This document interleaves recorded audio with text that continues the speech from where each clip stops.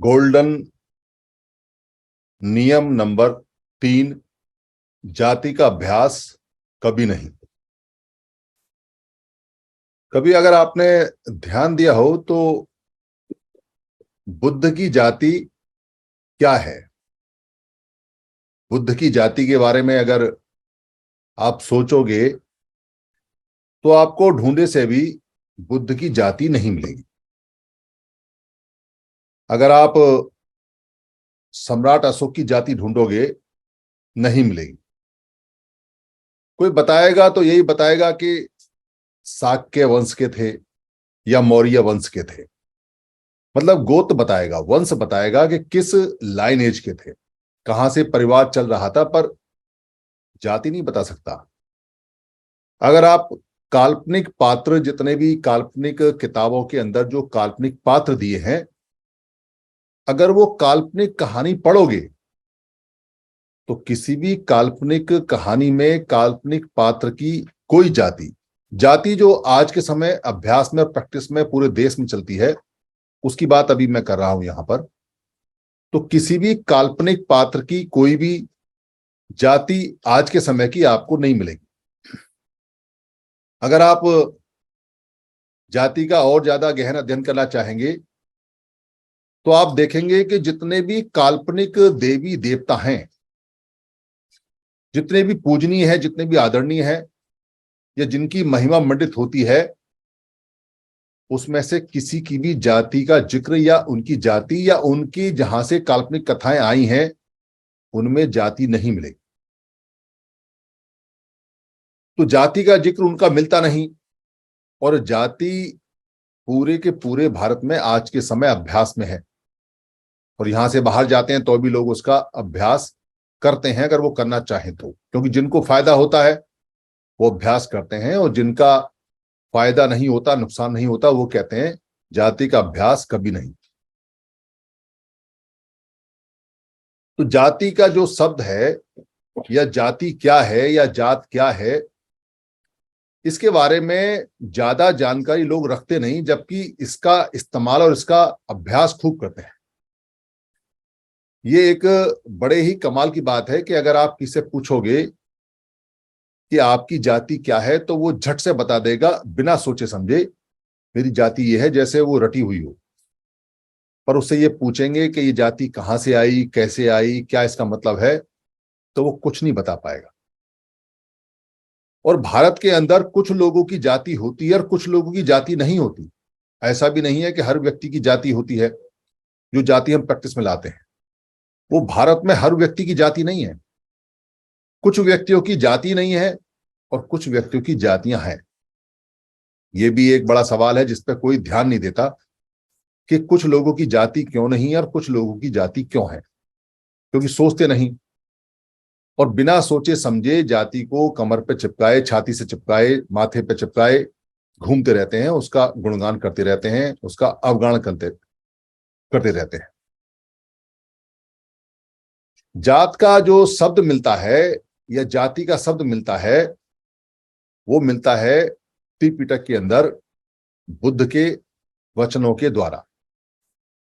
जब बुद्ध कहते हैं जाति दुखा, जरा दुखा, व्याधि दुखा, मरणं दुखा, वहां जो जाति का संबंध लगाया जाता है और बताया जाता है, और जो बुद्धिस्ट ज्ञानी है वो बताते हैं, जो नॉर्मल ज्ञानी है बुद्ध के या त्रिपिटक के, वो कहते हैं कि बुद्ध ये कह रहे हैं कि किसी व्यक्ति का व्याधि यानी कि बीमारी दुख है, किसी व्यक्ति का जरा यानी बुढ़ापा दुख है, किसी व्यक्ति का मरणं यानी मरना दुख है, और इसी के साथ ये कहते हैं कि किसी का पैदा होना यानी जाति, जाति माने पैदा होना, उत्पन्न होना दुख है। ये साधारण लाइन सब लोग बताते हैं, ये साधारण लाइन है, ये ध्यान रखना, क्योंकि मैंने अभी तक आपको सिर्फ साधारण लाइन बताई है, पर बुद्ध ये नहीं बता रहे। यहां जाति से मतलब मनुष्य का जन्म लेना, या मरण का मतलब मनुष्य का मरना, या व्याधि का मतलब जो मनुष्य के जीवन में व्याधि आती हैं, बीमारी आती हैं, रुकावट आती हैं उसका, या जो बुढ़ापा आता है यानी जड़ अवस्था में पहुंचती हैं, उसका शरीर से कोई लेना देना नहीं है। बुद्ध जो यहां बात कर रहे हैं वो जो शरीर में राग और द्वेष और मोह मूर्ता की जो वेदनाएं पैदा होती हैं, जो वेदनाओं की उत्पत्ति होती है, जो वेदनाएं उत्पन्न हो रही हैं, उनकी बात कर रहे हैं। वो शरीर की बात नहीं कर रहे। वो कहते हैं कि शरीर के अंदर राग का पैदा होना, राग मतलब किसी चीज को चाहिए चाहिए चाहिए, चाहे वो सेक्स है, चाहे वो पैसा है, चाहे वो जमीन है, चाहे वो इज्जत है, चाहे कुछ भी चीज है जो आपको चाहिए चाहिए चाहिए, चाहे खाना है, भोजन है। यानी जो पांच हमारी इंद्रियां होती हैं, जो हमारी जीवा है, नाक है, आंख है, कान है, त्वचा है और हमारा मन है छठा, वो उनकी वेदनाएं जो उनके अंदर चाहने की भावना आती है, उसकी उत्पत्ति के बारे में कह रहे हैं कि इसकी उत्पत्ति, इसकी जाति होना दुख है। और वो कहते हैं कि इसकी बाधा जो होती है कि कभी आई कभी गई, वो भी दुख है। और वो कहते हैं कि इसका मरना भी दुख है। और वो कहते हैं कि इसका जड़ होना यानी कि क्षय होना भी दुख है। हर चीज में दुख आता है जब राग की और द्वेष की वेदनाएं आती हैं और जाती हैं। वो जाते समय भी दुख देती हैं और आते समय भी दुख देती हैं। उसके बारे में बात कर रहे हैं, क्योंकि पाली के अंदर चार शब्द चलते हैं पुराने समय बुद्ध की भाषा में। जब बच्चा पैदा होता है और पैदा करने वाली होती है तो उसको बोलते हैं जननी, जननी बोलते हैं। और पिता को बोलते हैं जनक। यानी जो जीव दोनों नर और मादा होते हैं उनको जनक और जननी बोलते हैं। और भी कई शब्द हैं माता के लिए। और वहां से जो जन्म होता है, जो जनन होता है, जो प्रजनन होता है, जो जनित होता है, जो जनितवा होता है, वो जनित से बहुत सारे शब्द मिले हैं। उससे जन्म शब्द भी बना है जो हम बाद में कहते हैं जन्म है। तो वो जनित से बने हुए हैं। यानी कि हमारा जब जन्म होता है, जनित होता है, तो उसको जननी, जननी, जनक ये सब मिलकर करते हैं। और जो चीज पैदा होती है उसको जंतु बोलते हैं। जंतु, जंतु यानी जो बच्चा है, चाहे वो जीव का है, क्योंकि जंतु का मतलब साधारण भाषा में जीव है, तो जंतु बोलते हैं। जो रिजल्ट आया, जो परिणाम आया, यानी माता ने जो जनित किया है, जो पैदा किया है, जिसको जन्म दिया है, वो जो बच्चा है, शिशु है, चाहे किसी का भी, उसको जंतु बोलते हैं। इसीलिए कहते हैं जीव जंतु।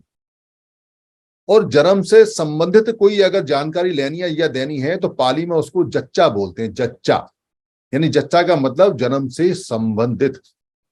ये जच्चा और जो जनित और जनितवा और जननी और जनक, ये दोनों शब्द जीवों के जन्म से संबंधित है। पर जात शब्द जो है और जाति शब्द है, ये वेदनाओं के पैदा होने से है। यानी कि जो सेंसेशन बॉडी के अंदर होते हैं, भाव होते हैं, उनके पैदा और उनके खत्म होने से मतलब है। तो हम बोलते हैं जातक कथा।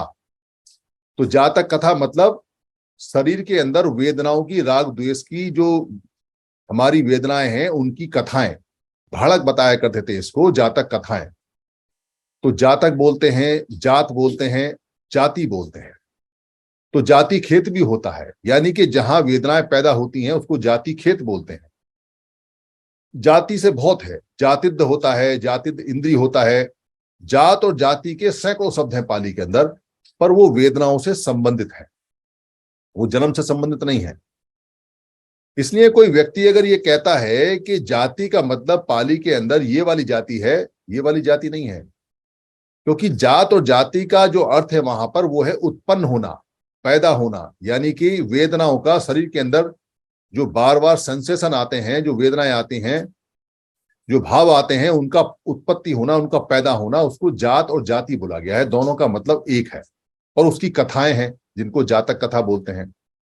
और इसमें कोई नर और नारी का नाम नहीं है, यानी कि ये मेल और फीमेल से पैदा नहीं होती हैं। ये बहुत सारे कारणों से होती हैं। उन कारणों का जिक्र जाति के साथ में लगातार और जात के साथ में दिया हुआ है। तो उस शब्द का मतलब आज के जो सिस्टम है, जिसको कास्ट सिस्टम बोलते हैं, जात सिस्टम बोलते हैं, इससे नहीं है। कम्मंत एक शब्द है, कम्मंत। अगर हम किसी से ये पूछते हैं तुम्हारा काम क्या है, तो आज हम साधारण पूछते हैं कि तुम्हारा काम क्या है।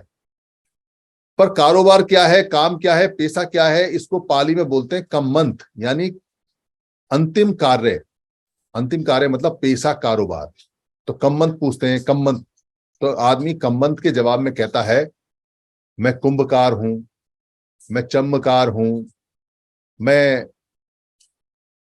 यहाँ घोड़ावान हूं, रथवान हूं, या मैं राजा हूं, या मैं सिपाही हूं, या मैं दरबान हूं। वो कम्मंत के जवाब में अपने पेशे को बताता है कि मैं इस पेशे का हूं। तो वो जो पेशा बताता है वो जाति नहीं है, क्योंकि जाति है भावना जो अंदर आ रही है। और जो पेशा बता रहा है, कारोबार बता रहा है, जो बिजनेस बता रहा है, वो कम्मंत में आता है। तो आप अगर ध्यान दोगे और अच्छी तरह से जानोगे तो आप ये पाओगे कि भारत में कुछ लोगों का पेशा है और कुछ लोगों का पेशा ही नहीं है, यानी उनका काम ही नहीं है। इसलिए जो व्यक्ति जो काम करता है, बाद में उसको कम्मंत कहने की बजाय कि इसका कम्मंत ये है या उसका कम्मंत ये है, उसकी उत्पत्ति क्या है, वो क्या उत्पन्न करता है। तो जाति जो शब्द उत्पन्न के लिए आता था, वो जाति उसकी कम्मंत के लिए इस्तेमाल होने लगा, शब्द बदल गया। और हम ये पूछने लगे कि आपकी उत्पन्नता क्या है, आप क्या उत्पन्न करते हो। तो जात और जाति, जो राग द्वेष उत्पन्न होते थे, हम राग द्वेष के उत्पन्न के बारे में बात करते थे, वो राग द्वेष के साथ ना होके कम्मंत के साथ आगे, काम के साथ आगे। यानी हम काम की उत्पत्ति क्या है, काम क्या है, उसके बारे में पूछने लगे। और जाति जो उत्पन्नता का शब्द था या जात था, वो काम के साथ में जुड़ गया, क्योंकि लोग बुद्ध की जो धम्म की जितनी भी जानकारी थी उसको भूल गए।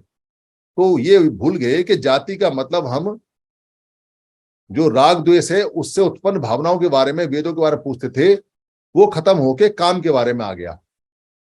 इसलिए भारत के अंदर जो लोग जो काम करते थे उनको उसी काम के नाम से जाने लगे और कम्मंत की बजाय जाति बोलने लगे। जैसे कोई अगर किसान है तो उसको बोलते थे जाति कस्सक। जाति कस्सक मतलब किसानी का काम, खेती का काम उत्पन्न करता है। या जैसे शिकारी है, कोई शिकार करता है तो उसको शिकारी बोलने लगे। या कोई केवट है तो केवट बोलने लगे, यानी जाति केवट। कोई आदमी अगर धीर बढ़ई का काम करता है तो उसको जाति उसकी बढ़ई हो गई। कोई आदमी चम का काम करता है तो उसकी जाति चमकार हो गई। काम के आधार पर हम जातियां बोलने लगे और जातियां वहां से आने लगी। जब तक काम के आधार पे हम किसी को बोलते थे कोई दिक्कत नहीं थी। आज भी हम काम के आधार पे बोलते हैं। बहुत सारे लोग बोलते हैं, कहते हैं ये हलवाई है। पहले हलवाई नहीं हुआ करते थे क्योंकि दुकानें वगैरह होती नहीं थी, पर आज की डेट में हलवाई भी होता है। पहले नाई नहीं हुआ करते थे क्योंकि सारे लोग अपने बाल करते, पर केस कपक होते थे। अभी नाई भी हैं, अभी कपड़े धोने वाले भी हैं, अभी सफाई वाले भी हैं, अभी साइकिल चलाने वाले भी हैं, अभी टैक्सी ड्राइवर भी हैं, अभी हवाई जहाज के ड्राइवर भी हैं, अभी तोप के ड्राइवर भी हैं, अभी रेडियो चलाने वाले ऑपरेटर भी हैं, अभी जॉकी भी हैं, अभी डांसर भी हैं, अभी फोटोग्राफर भी हैं, अभी कंप्यूटर ऑपरेटर भी हैं। और अब लेटेस्ट और भी चीजें आने वाली हैं जो रोबोट चलाने वाले हैं। रोबोट के ड्राइवर भी आने वाले हैं या ड्रोन के ड्राइवर आने वाले हैं। ये सारी चीजें अब काम के हिसाब से बढ़ रही हैं, पर आज हम इनको जाति के नाम से नहीं बुलाते। गड़बड़ कहाँ हुई है और गड़बड़ को हमने कैसे एक्सेप्ट कर लिया, अगर वो समझ में आ जाएगा तो जाति का अभ्यास खत्म हो जाएगा। जो व्यक्ति पावरफुल होते हैं, जो व्यक्ति ताकतवर होते हैं, जो व्यक्ति झुंड में रहते हैं, उनको सब लोग इज्जत से बोलते हैं। उनको कोई नीचा नहीं बोलता, क्योंकि वो खा जाएंगे, वो आपको मार देंगे। आप उनके सामने अगर जाओगे तो आपको तमीज से बात करनी पड़ेगी, चाहे बेशक उन्होंने आपका कितना भी नुकसान किया है। आप उनको अबे तबे नहीं बोल सकते। पर जो व्यक्ति अकेला है और उसके सामने आप जाते हो तो बेशक उसने कितना भी आपका फायदा किया है, आपका मन करे तो आप अबे तबे बोल सकते हो, क्योंकि आप ताकत में या समूह में उससे ज्यादा हो। तो जब तक हम इकट्ठे रहे और जब तक हम संग में रहे, तब तक ये जातियां उत्पन्न नहीं हो पाई जो आज के समय गालियां हैं। ये नाम नहीं उत्पन्न हो पाए जो आज के समय गालियां हैं। किसी की हिम्मत नहीं हुई कि हमारे काम को और हमारे पेशे को नीच और ऊंचा कह सके, ना ऊंचा या नीचा। किसी माई के लाल की ताकत नहीं थी। पर जो लोग जिनका कम्मंत यानी काम सिर्फ याचना था, याचक थे, जो याचना करते थे और जो सिर्फ मांग के खाते थे, उनका कम्मंती वो था मांग के खाने का, वो व्यक्ति संघ बना गए और मांग के खाने वालों ने कमा के खाने वालों पे रूल करना शुरू कर दिया। और रूल करने के उन्होंने जो गुण अपनाए वो तोड़ने के गुण अपनाए कि इनको तोड़ा जाए। और तोड़ने का जो काम उन्होंने किया वो ठीक ऐसे काम किया जैसे कोई छोटा बच्चा होता है, साल का 1.5 साल का, उसको नहीं पता कि जब वो पोटी करता है, लेट्रिन करता है, जब वो टट्टी करता है कि टट्टी खराब चीज है या अच्छी चीज है। अगर आप उसके सामने अच्छी अच्छी अरे गंदी चीज और मुंह बना के बार बार नहीं कहोगे, तब तक उसको ये एहसास नहीं होता कि जो मेरे घर वाले हैं जो मुझे बार बार बता रहे हैं कि ये अच्छी चीज है या खराब चीज है।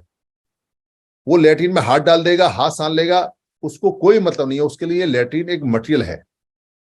पर उसके माँ बाप को ये पता है कि ये लेट्रिन बदबू देती है, बदबूदार है, इसमें बदबू आती है, ये अच्छी चीज नहीं है, इसलिए वो उसको बार बार कहते हैं ये गंदी चीज है। उसके मन में ये डालते हैं कि ये गंदी चीज है, ये गंदी चीज है। और थोड़े समय बाद वो बच्चा जैसे 2 साल का होता है वो समझ जाता है कि ये लेट्रिन गंदी चीज है, तो वो भी उससे दूर भागता है और जीवन भर के लिए वो लेट्रिन को अच्छी अच्छी खराब खराब खराब खराब बोलता रहता है और बदबूदार बोल के चेहरा खराब करता रहता है। ना केवल अपनी लेट्रिन से, बाकी दूसरों की जो लेट्रिन है उनको भी देख के उसका मुंह खराब होना शुरू हो जाता है। तो ये उसके मन में जो बात डाली गई है, लेट्रिन खराब और अच्छी नहीं होती, लेट्रिन लेट्रिन होती है, पर उसका बदबूदार और उसका सिस्टम देख के जो मन में डाला गया है उसको खराब, और जो कोई खुशबूदार चीज है उसको अच्छा। जबकि बच्चे को नहीं पता कि ये खुशबूदार चीज है, पर उसको कहते हैं ये अच्छा है, ये अच्छा है। तब उसको पता चलता है कि अच्छा क्या है, ये खराब क्या है। ठीक वैसे ही जब हमको तोड़ा गया तो हमारे काम के आधार को खराब और अच्छा बता के तोड़ा गया। हम सारे काम करते थे, पर वर्ग भेद में जब बार बार मन में ये डाला गया कि ये काम खराब है, ये काम अच्छा है, ये काम खराब है, ये काम अच्छा है, वो बात हमारे मन में डाल दी गई। और आज के समय जो सफाई का काम करता है उसको हम पूरा ही गंदा मान लेते हैं, क्योंकि हमारे मन में डाला हुआ है। जो चमड़े का काम करता है, चमड़ा काटता है, उसको पूरा ही गंदा मान लेते हैं कि ये गंदा काम है, ये व्यक्ति भी गंदा है। जो व्यक्ति खेती किसानी का काम करता है जंगल में, उसको हम गंदा मान लेते हैं कि ये अच्छा काम नहीं कर रहा है, ये गंदी का काम है। जो व्यक्ति साफ सफाई का काम फैक्ट्री में करता है उसको गंदा मान लेते हैं।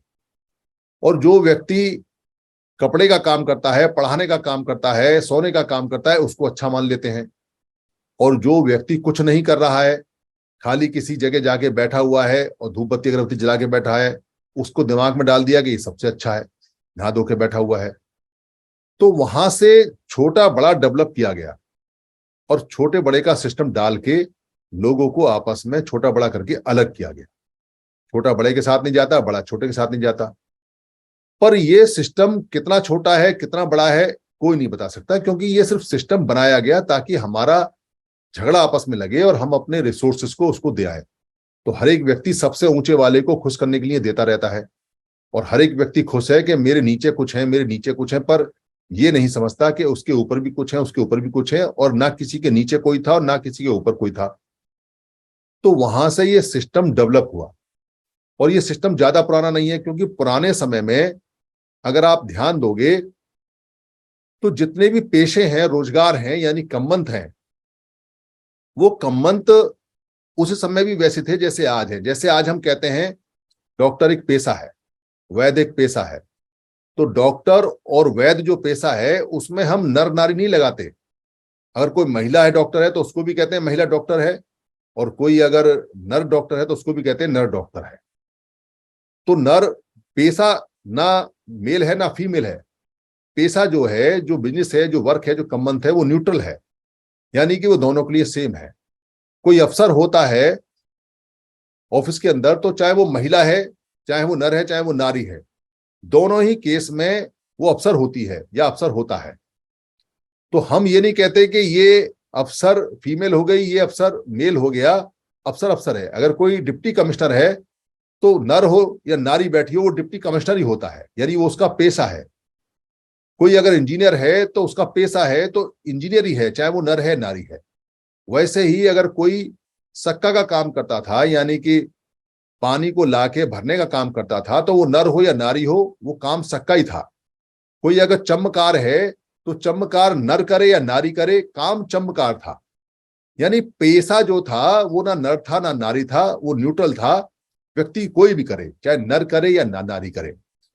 इसका मतलब ये हुआ कि जो आज के समय, जो बात के समय ये बनाया गया कि पैसा नारी का अलग है, नर का अलग है, जैसे कहते हैं कुम्हार और कुम्हारी, ये आज की भाषा है। उस समय जो बर्तन बनाता था उसको कुंभकार बोला करते थे, बस वो कुंभकार के अलावा कुछ नहीं होता था। तो पैसा जो होता है यानी कुंभकार जो होता है वो जात नहीं होती, वो सिर्फ कुंभकार, उसका बिजनेस, उसका व्यवसाय होता है। पर ये धीरे धीरे सिस्टम जो आज के समय ला दिया गया, उस समय काम के आधार पे उसको सीढ़ी बना के हमारे सामने लाया गया और हमें आपस में ये एहसास कराया गया कि ये छोटा और ये बड़ा, ये छोटा बड़ा, और फिर हमारे ही उस पैसे के तहत में लोगों को बंद कर दिया गया और कहा कि आपने शादियां भी इसी में करेंगे तो ज्यादा अच्छा रहेगा, ज्यादा फायदा होगा, ऐसा करके समझाया गया। तुम्हारे पैसे का है, वो तुम्हारे पैसे की है, शादी करेंगे पैसा बढ़ेगा। तब तक तो ये फायदेमंद था, पर जब ये गोलबंदी हो गई और सब लोग इसी के अंदर हो गए तो ये छोटा घेरा बन गया और हमारा जो बड़ा संघ है वो टूटता चला गया और हमको पता नहीं चली कि हमने कब अपने आप अपने सिस्टम को तोड़ दिया और कब हम छोटे छोटे दायरों में बंद गए, छोटे छोटे सर्कलों में बंद गए और उसी के अंदर आ गए। पैसा खत्म हो गया हमारा, यानी कि जो सरकारी कर्मचारी है अब उसकी जो जात है वो सरकारी कर्मचारी होनी चाहिए। जो व्यक्ति सेना में भर्ती है उसकी काम अब उसकी जो जात है वो सैनिक होनी चाहिए। जो व्यक्ति एमपी एमएलए बन गए उनकी जात राजा की होनी चाहिए, उनकी जाति राजा की होनी चाहिए। और जो व्यक्ति डॉक्टर इंजीनियर बन गए उनकी जातियां डॉक्टर इंजीनियर होनी चाहिए। उस पैसे, उस कम्मंत के हिसाब से, पर सिस्टम हाथ से निकल गया। जो काम से जातियां आरंभ हुई थी, काम की पहचान से जातियां आरंभ हुई थी, वो जड़ हो गई, वो जड़ कर दी गई। व्यक्ति कुछ भी काम करे, कुछ भी पढ़े, कुछ भी लिखे, कितना ही बड़ा बने, विदेश जाए, देश जाए, कुछ भी करे, पर वो जो घेरा बना दिया हमारा, जो हमारी बाउंड्री बना दी, उसकी इतनी एक्सेप्टेंस करा दी, उसकी इतनी मान्यता करा दी कि वो पीछा नहीं छोड़ती। और उसकी एक्सेप्टेंस क्यों कराई गई, क्यों उसको जबरदस्ती मान्यता दिलाई गई? क्योंकि अगर उसकी मान्यता मजबूत नहीं की गई तो जाति का लाभ ऊपर वाले को नहीं मिलेगा।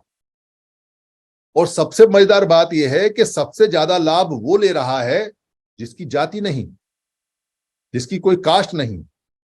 यानी जो मांगते थे पहले लोग, जो भिखारी थे, जो याचक थे, जो कुछ काम नहीं करते थे, जिनका कोई पेशा नहीं था, उनकी कोई जाति नहीं बन पाई, क्योंकि जातियां पैसे के आधार पर बनी। पर जब कोई काम ही ना करे, मंगते का करे, तो वो भिखारी की जाति उनकी जो थी उन्होंने वो स्वीकार नहीं करी और उन्होंने बड़े अच्छे षड्यंत्र से अपने आप को जाति विहीन रखा और सारी जातियों के ऊपर अपने आप को एस्टैब्लिश करके और सारी जातियों के बेनिफिट को लेते रहे और यहां तक अपने आप को घोषित करते रहे हम सबसे बड़े हैं।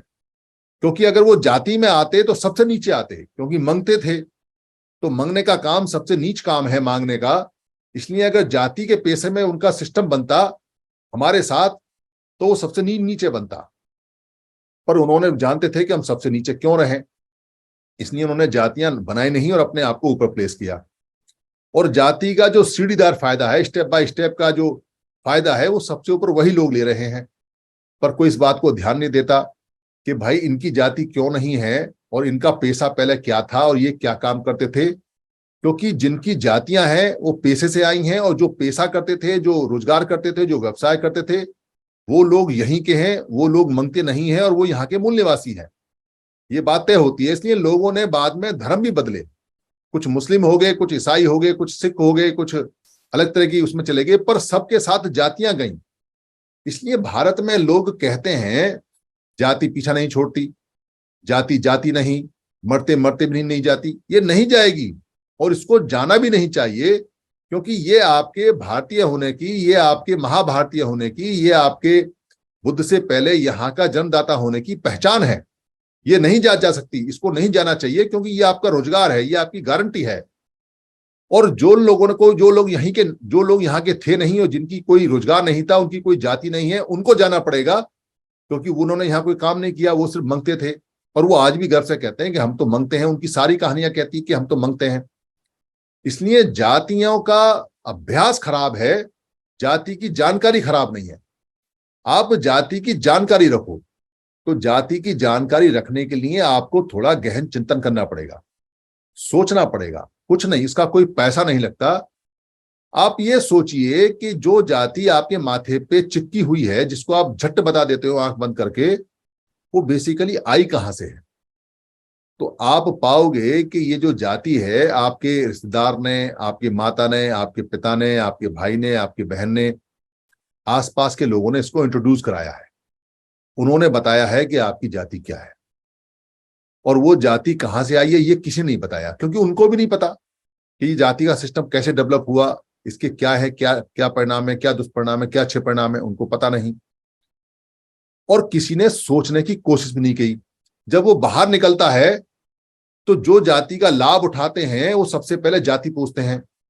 ये ठीक ऐसे है जैसे किसी को आपने रुपया उधार दे रखा है, और कोई व्यक्ति जिसको उधार दे रखा है वो आपको मिला, तो सबसे पहले आप उससे कहोगे हाँ भाई पैसे दे, तो उधार ले रखा है तो जितना पैसा होगा दे देगा।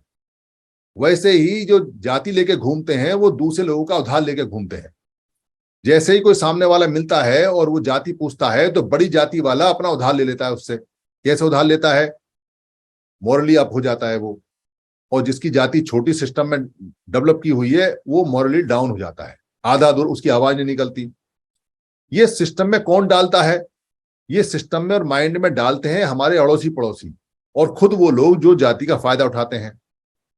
वो कहते हैं अरे तू तो उस जाति का है, बड़ा बेकार सा मुंह बना के, जैसे बच्चे को कहते हैं अरे तो पोटी है, तो टट्टी है, ऐसा मुंह बना के, तो उसको लगता है कि ये खराब चीज है, ये खराब चीज है। पर उसको सुख देने के लिए कहते हैं अरे तुझसे खराब कोई और भी है, उसके नीचे का स्टेप दिखा देते हैं। तो वो सोचना बंद कर देता है, वो कहता है अच्छा ही तो सिस्टम ही ऐसा है, मेरे नीचे भी है और मैं किसी के नीचे भी हूं, वो सेटिस्फाई हो जाता है। पर वो कभी ये नहीं सोचता कि सिस्टम में सबसे ऊपर कौन है और किसने इसको डेवलप किया है। तो कभी भी कोई भी अपने व्यक्ति, अपने जो चैन होती है, जो अपने जन्म की चैन होती है, जो माता पिता, दादा दादी, परदादा परदादी या जो भी लोग हैं, वो कभी जिरह नहीं करता। और कभी कोई सोचे भी और जिरह भी करे तो उनको पता नहीं होता, और किसी को पता होता है थोड़ा बहुत तो वो थकार के कहता है कि भैया ये तो चलती है ही, ये तो रुकती नहीं। कि ऐसा दायरा और ऐसा सर्कल बना दिया सिस्टम में हमारे दिमाग में कि हम जाति से, सर्कल से, जाति के लोगों से बाहर का सोचते नहीं।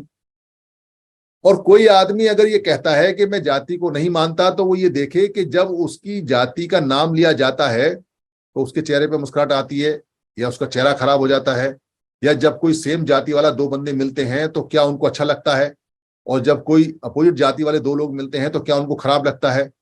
ये अच्छा लगना और ये खराब लगना, यही हमारी मौत का कारण है, यही हमारे दिमाग में डाला हुआ है। और इसको खत्म करने के लिए, इसको बिल्कुल तहस नहस करने के लिए प्रयास किए गए, पर वो प्रयास जितने किए गए उससे ये और मजबूत होता है सिस्टम। क्यों मजबूत होता है? इस सिस्टम की खास बात यह है कि आप इसको जितना हटाने की और जितना तोड़ने की कोशिश करोगे उतना ये मजबूत होता है, क्योंकि आप इसको याद करते हो, उसकी प्रैक्टिस करते हो, उसका अभ्यास करते हो। तो आप ना भी अभ्यास करोगे तो भी आपको और लोग जबरदस्ती अभ्यास करवाएंगे जिनको फायदा होता है। तो जो लोग और अभ्यास करवाएंगे वो तो करवाएंगे क्योंकि उनको फायदा लेना है। आपको बार बार जब बाहर निकलोगे तो जो सिस्टम में, प्रैक्टिस में, जाति के में जिसने अपनी बड़ी जाति का सिस्टम कर रखा है या बिना जाति का ऊपर बैठा हुआ है, वो तो बार बार पूछेगा, क्योंकि उसको फायदा होना है। उसे पता है कि इतने दिनों से जो सिस्टम चल रहा है उसका फायदा मिलता है, तो वो अपना फायदा बिल्कुल नहीं छोड़ेगा। और जो नीचे वाला है उसको समझ में नहीं आता तो दाएं बाएं बोलता है, कहता है पूछने पे हम तो मानव हैं, हम तो ह्यूमन हैं, हमारी कास्ट तो मानवता है, हम तो सबको बराबर मानते हैं। क्योंकि उसे पता है कि जात बताएगा छोटी है तो फिर मेरा मनोबल गिर जाएगा, तो मनोबल बचाने के लिए दाएं बाएं बोलता है। कुछ लोग झूठ बोल जाते हैं, हम तो बड़ी जात के हैं, हम तो फलाना है ढिलाना है, या इसका जिसका लाभ मिल जाता है टेम्परेरी। पर किसी को भी ये नहीं पता कि जाति का सिस्टम कैसे बना, कैसे काम किया। अगर वो पकड़ लेता तो फिर बिना अभ्यास के खत्म कर देता। पुराने समय में अगर आप जाओगे और पीछे की तरफ जाओगे तो समण लोगों की कोई कास्ट सिस्टम नहीं है, कोई जाति वाति नहीं है, कोई नाम नहीं मिलता। त्रिपिटक में 6743 में से एक भी जाति का नाम नहीं मिलता। और अभी जो काल्पनिक कहानियां हैं उन काल्पनिक कहानियों में भी 2, 4, 10, 5 जातियों के नाम मिलते हैं। जो काल्पनिक कहानी है उसमें कोई धोबी का पात्र है, कोई केवट है, कोई बेरी का है, कोई इस तरह का कोई सूत पुत्र है, इस तरह के छोटे मोटे सिर्फ बने हुए हैं। कोई 6743 नाम नहीं है उसके अंदर। पर ये जो 6743 नाम है, इनमें अधिकतर नाम कॉमन है। अधिकतर नाम कॉमन इसलिए हैं क्योंकि काम ही थोड़े से हैं, पर उनके नाम बदले गए हैं। पूरे भारत में अगर आप सारी जातियों का एक चार्ट बना लोगे और चार्ट बना के ये देखोगे कि भाई इसके अंदर बर्तन बनाने का काम किस किस नाम से होता था, तो आप अलग अलग भाषाओं में पता करोगे कि हजारों आदमी हैं जो कास्ट के नाम से इसमें दर्ज हैं, पर उनका काम सिर्फ बर्तन बनाने का है, यानी कुंभकार है। तो कुंभकार हजारों नामों से आता है। आप ये देखोगे कि भाई ये जो 6743 जातियां हैं, इसमें कपड़ा बनाने वाली जो है वो कितने नामों से है, तो आपको बहुत नामों से उसमें कपड़ा बनाने वाले लोग मिलेंगे। आप देखोगे कि इसमें कपड़ा सिलने वाले कितने लोग हैं, उनके नाम मिलेंगे। आप देखोगे अलग अलग स्टेट में लोहा पीटने वाले कितने नाम है, उनकी कितनी जाति है जिनको लोहार बोलते हैं, उनके नाम मिलेंगे। चमकार कितने हैं पूरे जो चमड़े से संबंधित काम करते हैं, तो उनके नाम मिलेंगे। सफाई वाले कितने लोग हैं, तो उनके नाम मिलेंगे। यानी पेशे कम है, कम्मत कम है, रोजगार कम है, पर जातियां 6743 हैं। उनमें भेड़ चलाने वाले जो लोग हैं वो अलग अलग नामों से हैं, जानवर चलाने वाले। उनमें जो किसान हैं वो अलग अलग नामों से हैं। उनमें जो बहेलिया है, जो चिड़िया पकड़ते थे या शिकार करते थे, वो अलग अलग नामों से मिलते हैं। पर पेशे सबके कॉमन है और पेशे रोजगार ज्यादा नहीं है। इसलिए ये सारे के सारे भाई हैं, पर इनके नाम अलग अलग हैं, इनकी भाषा अलग अलग है, इतने भाई मिलते नहीं। और ये सारे के सारे एक परिवार के लोग हैं।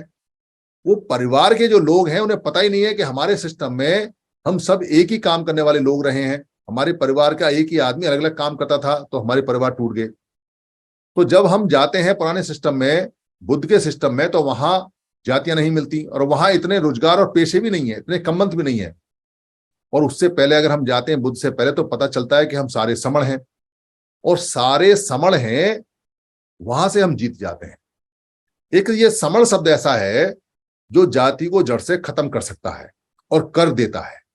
क्योंकि जब कोई आपसे पूछेगा आप क्या हो भैया, तो आप क्या जवाब दोगे? अब आप अपना पेशा नहीं बताने वाले, क्योंकि पेशा बताओगे तो वो जात पे ले जाएगा आपको। वो पूछेगा जी पहले क्या थे, जात बताओ क्या है क्या नहीं है, उसका तो कोई अता पता है नहीं। आप उसे कहोगे हम समण हैं। अब वो पूछेगा समण क्या है, तो आप कहोगे भैया तू बता तू क्या है। वो कहेगा हम वमण है, या कहेगा कोई नाम लेगा जाति का। तो अगर वो वमण नहीं है तो आप कह दोगे भाई तू भी समण है, और अगर वो वमण का नाम लेगा तो आप कह दो भाई तू वमण है, गम है, विपरीत है, और हम समण हैं, बराबर वाले हैं और ज्यादा लोग हैं हम। तो यहां वो आपसे जाति अगर पूछता है तो जाति आपको बताने की आवश्यकता नहीं है, क्योंकि आप ये कह सकते हैं कि समणों की कोई जाति नहीं होती, समणों का तो पूरा महाभारत होता है और हम सारे समण रहे हैं और हमारा संघ है। यहां ये जवाब इतना परफेक्ट जवाब है कि वमण बिल्कुल चुप हो जाता है। तो वमण कहेगा अरे समण तो हो पर कोई जाति तो होगी। तो आप पूछ सकते हो अरे वमण तो है पर कोई जाति तो होगी। तो कहेगा हमें तो कोई जाति नहीं होती। तो कह रहा भाई चंदू सिंह, अगर तेरी जाति नहीं होती तो हमारी कहां से आई, हम तो यहाँ के पुराने बासिंदे हैं, तू तो बाद में आया है। वहां फिर वो तर्क नहीं कर सकता, क्योंकि आप ये कहोगे तेरी जाति कौन सी है तू बता। जाति का मतलब पेशा रोजगार कौन सा है बता। क्या बताएगा? मंगता है, भिखारी है, मांगता है, ये बताएगा। इसके अलावा कुछ और उसकी पहचान है नहीं, कोई काम उसके पास है नहीं। पर आपके पास बताने के लिए बहुत कुछ है, पर बताने की जरूरत नहीं। क्यों बहस में पड़े? बात खत्म हो गई, समण है और वमण है। ये समण और वमण से हम जीत सकते हैं। इसलिए बाबा साहब अम्बेडकर ने इन सारी बातों को देखते हुए और पूरा जाति का सिस्टम बताते हुए, जाति की बारीक बताते हुए, लास्ट में ये कहा कि भाई ये तो माइंड से चलती है, ये तो मन की उपज है। पर यहां झगड़ा दो लोगों का है, एक श्रमण लोगों का है और एक ब्राह्मण लोगों का है। थोड़ा उन्होंने संस्कृत भाषा में बताया। अगर वो उसी समय ये कह देते कि श्रमण लोगों का है और वमण लोगों का है, तो आप बात जल्दी मान लेते। तो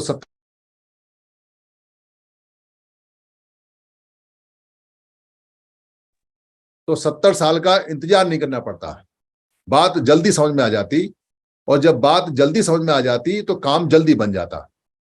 इसलिए समण संघ ने पुरानी परंपरा देखते हुए कि हमारे अंदर कोई भेदभाव नहीं था, हम एक ही साथ के लोग हैं, वहां जाति अभ्यास को पूरी तरह से बैन किया, वर्जित किया, निषेध किया।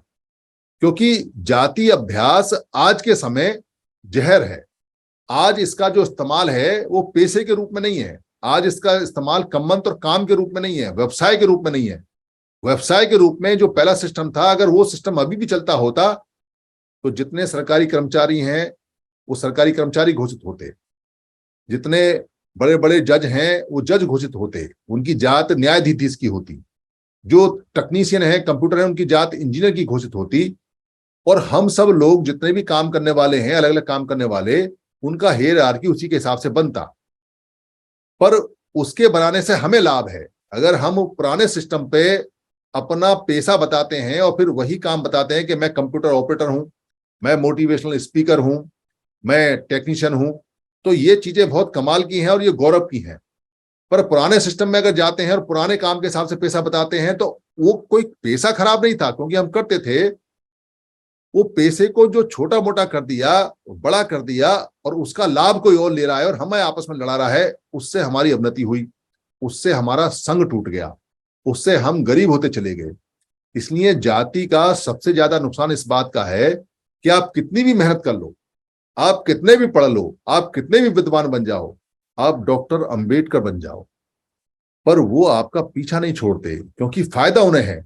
डॉक्टर अंबेडकर की जाति अगर उन्होंने विद्वान की मान ली, और डॉक्टर अंबेडकर को अगर आपने ज्ञाता मान लिया, और डॉक्टर अंबेडकर को आपने दुनिया का सबसे बड़ा आधुनिक ज्ञाता मान लिया, तो वो तो विश्वगुरु हो जाएंगे उस समय के हिसाब से, पैसे के हिसाब से। और विश्वगुरु हो जाएंगे तो बाकी लोग तो विश्व चेले हो जाएंगे। वो क्यों विश्व चेले होना चाहेंगे? इसलिए हमें उस सिस्टम को जो उन्होंने कहा है उसको तहस नहस करके, खत्म करके, और जो हमारा अपना सिस्टम है उसको डेवलप करना है। यही काम बाबा साहब अम्बेडकर ने किया। बाबा साहब अम्बेडकर ने पुराने सिस्टम को पूरी तरह से डिनाई कर दिया और 22 की 22 प्रतिज्ञाएं दी। क्योंकि बाबा साहब अम्बेडकर जानते थे कि ट्रैक्टर इतना खराब हो चुका है कि अगर इसकी मरम्मत करेंगे तो पूरी जिंदगी मरम्मत में चली जाएगी, और ये काम का भी नहीं है, और अब से कोई लाभ भी नहीं होने वाला है। इसके टायर ट्यूब सब गल गए हैं, इसमें जंग लग गई है, इसमें एनर्जी लगाना मूर्खता है।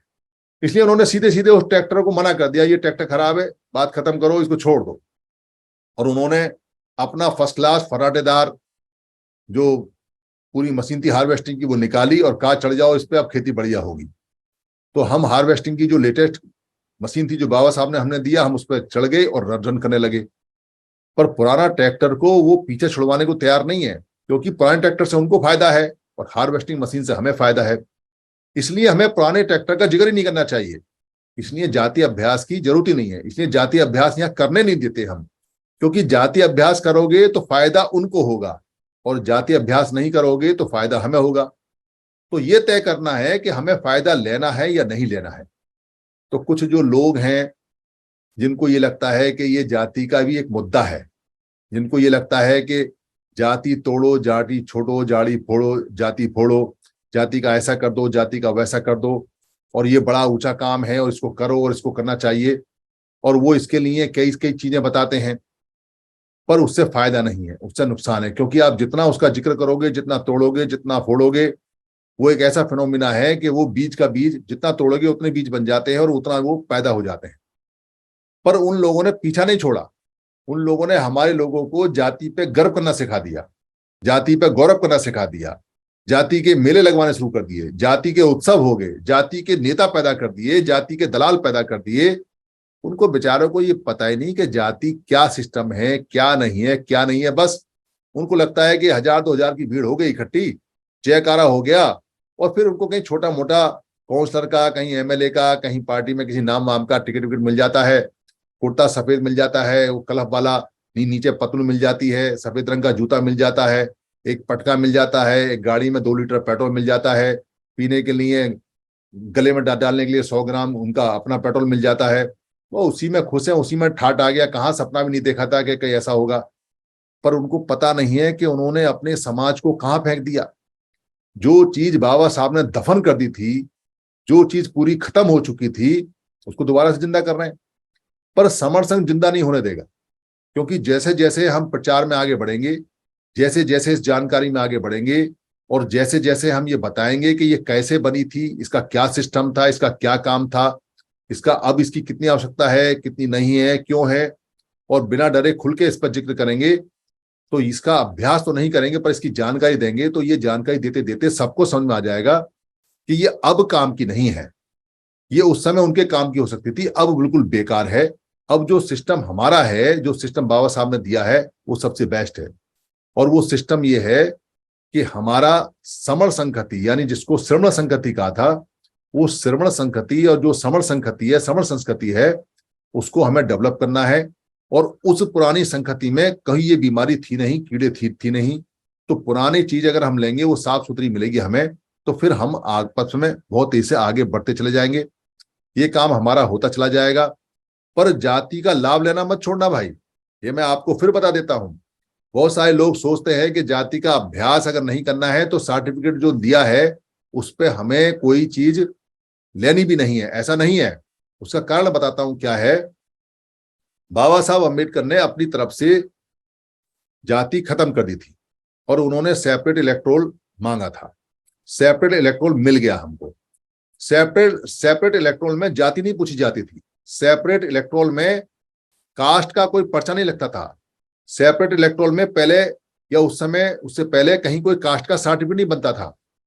तो सेपरेट इलेक्टोरल लेने से हमारी कास्ट जड़ से खत्म हो गई और हम सारे के सारे समण हो गए थे, सब के सब।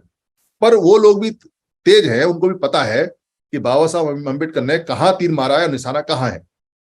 सेपरेट इलेक्टोरल से हम अपने लोगों को चुनते, उसमें हमारा कास्ट फैक्टर नहीं आता। उसमें क्या आता है कि जो शेड्यूल कास्ट के लिए वेलफेयर का अच्छा काम करेगा उसको लोग चुनेंगे, उसमें वर्मण लोगों की भागीदारी नहीं होगी। तो जो अच्छा काम करेगा आएगा। तो उसमें कोई ये नहीं कह सकता था कि मेरा कास्ट ऐसा है, मेरा कास्ट वैसा, मेरा कास्ट वैसा है। अगर लड़ते तो कास्ट के बीच में विधिन लड़ते, पर जो सबसे बेस्ट काम करता लोग उसकी तरफ चले जाते। पर क्या हुआ, जब सेपरेट इलेक्टोरल को बाबा साहब को धमका के, बाबा साहब को मजबूर कर ब्लैकमेल करके, उनको जान का खतरा दिखा के, उनको घुटनों पे लाके, और जब ये साइन कराया गया कि सेपरेट इलेक्टोरल नहीं मिलेगा, उसके बदले में आप चाहो तो अपने लोगों के लिए सुविधा ले लो, तब ये रिजर्वेशन की जो अपॉर्चुनिटी है ये हमको मिली। और ये 3 जगह से हमको मिली, एक एजुकेशन में, एक गवर्नमेंट जॉब में, और एक ये MP MLA बनने के लिए लेजिस्लेटिव में। तो यहाँ ये जब हमको मिली तो इसके लिए हमें सर्टिफिकेट बनवाना पड़ता था। क्योंकि आप अगर लेजिस्लेटिव में जाओगे या आप असेंबली में जाओगे तो आपको एक सर्टिफिकेट देना पड़ता है कि मैं शेड्यूल कास्ट के इस रिजर्वेशन के लिए एलिजिबल हूं और ये मेरा सर्टिफिकेट है। वैसे ही एजुकेशन में, रिजर्वेशन में, और वैसे ही गवर्नमेंट की सर्विसेज में अगर ये कास्ट सर्टिफिकेट नहीं बनवाओगे तो ये आपको जो अवेलेबिलिटी है वो नहीं मिलेगी, आप अवेल नहीं कर सकते। और इसके लिए आपको कास्ट सिस्टम बनवाने के लिए कास्ट बतानी पड़ेगी, और कास्ट आपने बनाई नहीं, कास्ट आप छोड़ना चाहते हैं, कास्ट का उपयोग नहीं करना चाहते, कास्ट का इस्तेमाल नहीं करना चाहते, समर्थन कहता है कास्ट का अभ्यास नहीं, जाति का अभ्यास नहीं, तो कैसे बनवाए, हम तो समर्थन ही हैं। पर वहां आप सर्टिफिकेट बनवाइए और सर्टिफिकेट बनवा के लाभ लीजिए, पर उसका अभ्यास मत कीजिए। सर्टिफिकेट लीजिए, उसका फायदा उठाइए, उसको बंद करके भूल जाइए, क्योंकि ये हमारी मजबूरी है।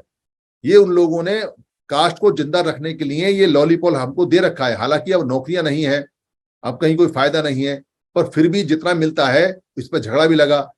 फिर इसमें OBC ने भी अपनी कास्ट बनवाई, उनकी भी कास्ट सिस्टम डेवलप हुआ, वहां भी कास्ट सिस्टम मजबूत हुआ।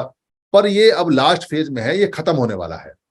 इसलिए खत्म होने वाला है कि अब इसका लोग समझ गए हैं कि फायदा ले लो पर इसका जिक्र मत करो और एक हो जाओ। तो एक होने का काम बहुत तेजी से चल रहा है। और जब सारे एक हो जाएंगे फिर आप जिसको चाहो आरक्षण देना, जिसको चाहो आरक्षण मत देना, क्योंकि जिसकी जितनी संख्या भारी, संविधान देता है उसको उतनी हिस्सेदारी। और वो हिस्सेदारी ऐसी होती है कि आप जो कानून बनाना चाहें वो बना सकते हैं। आप चाहें तो EVS कोटा खत्म कर सकते हैं, आप चाहें तो वमनों को कोटा दे सकते हैं, आप चाहें तो वमनों का कोटा छीन सकते हैं, आप चाहें तो ये कह सकते हैं कि वमनों ने बहुत राज किया है, इनकी परसेंटेज तो 80% जॉब में है ही, अब इन्हें 100 साल तक नौकरी की आवश्यकता नहीं है। ये नियम भी पास कर सकते हैं, क्योंकि जिसकी जितनी संख्या भारी है वो जो चाहे वो नियम भारत में पास कर सकता है, लोकतंत्र में पास कर सकता है। पर करेगा वही जो संघ में रहेगा, जिसके पीछे संघ खड़ा होगा, जो इकट्ठे होंगे। अदरवाइज तो ये सारी बातें सपना ही होती हैं। इसलिए यहां हम जब कहते हैं कि जाति अभ्यास कभी नहीं, तो उसका सबसे मूल कारण है कि जातियों का अगर अभ्यास करोगे आप तो फिर उन्हीं के चंगुल में फंस जाओगे, और जाति का अभ्यास अगर आप नहीं करोगे तो आप किसी भी हालत में उनके चंगुल में नहीं फंसोगे। इसलिए बार बार बार बार बार बार हम इस पर जोर देते हैं, पर इसका जिक्र नहीं करने देते, सिर्फ इसकी जानकारी देते हैं। अगर मेरी कोई बात यहां आपको खराब लगी हो तो मैं संघ से माफी चाहता हूं। संघ मुझे माफ करे, संघ मुझे माफ करे, संघ मुझे माफ करे। संघं नमामि, संघं नमामि, संघं नमामि।